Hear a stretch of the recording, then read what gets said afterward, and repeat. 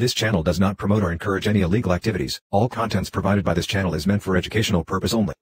আসসালামু আলাইকুম সবাইকে। আজকে আমি দেখাবো আপনারা কিভাবে বার্ব সুইট প্রফেশনালে বার্ব বাউন্ডি পুরোটা সেটআপ দিবেন।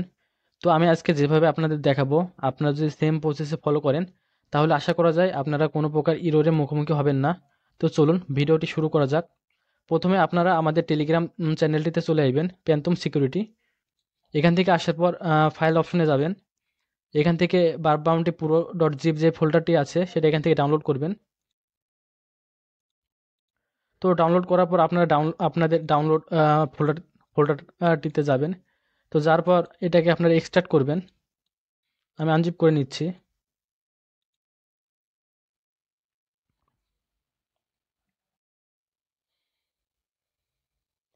এইটা আনজিপ করার পর আপনারা এমন একটা ফোল্ডারে মুভ করবেন যেখান থেকে আপনারা ফাইল বা ফোল্ডার ডিলিট করেন না।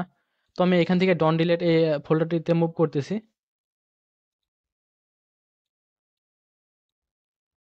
তো এরপর আপনারা আপনাদের বার্ব সুইট প্রফেশনালে চলে আসবেন। এখান থেকে দেখতে পারবেন যে এক্সটেনশনস নামের একটা অপশন আছে, এখান থেকে অ্যাডে ক্লিক করবেন। তো এখানে দেখতে পারবেন ডিফল্ট জাভা থাকবে।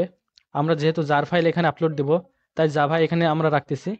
তো এখান থেকে আমরা ফাইলটির লোকেশন ধরিয়ে দেবো এখানে।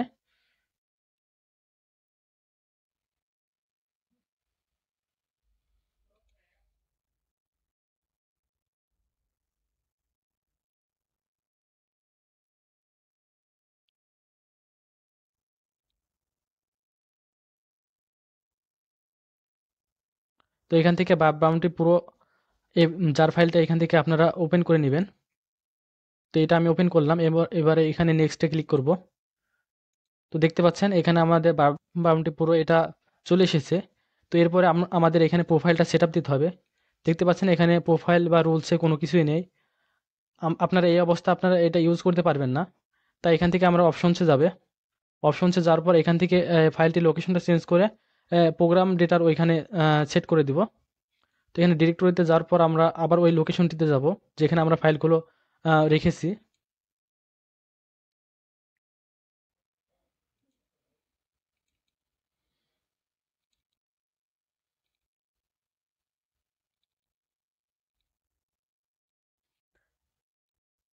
এখানে বার্ব বাউন্ডি ডেটার যে ফোল্ডারটি দেখতে পাচ্ছেন এটার উপর ক্লিক করার পর এখানে ওপেন করে দেবেন। তো দেখতে পাচ্ছেন এখানে আমরা লোকেশনটি এখানে দিয়ে দিলাম। তো লোকেশনটি দেওয়ার পর এখানে আপনারা যখন প্রোফাইলে যাবেন তখন এখানে দেখতে পারবেন প্রোফাইলের সকল জিনিসগুলো এখানে আছে। তারপর রুলসে যাবেন, রুলসগুলো এখানে আপলোড দেওয়া আছে। তো এবার আপনারা চাইলে যে কোনো সাইট স্ক্যান করতে পারেন। তো আজকে এই পর্যন্ত। আল্লাহ হাফেজ।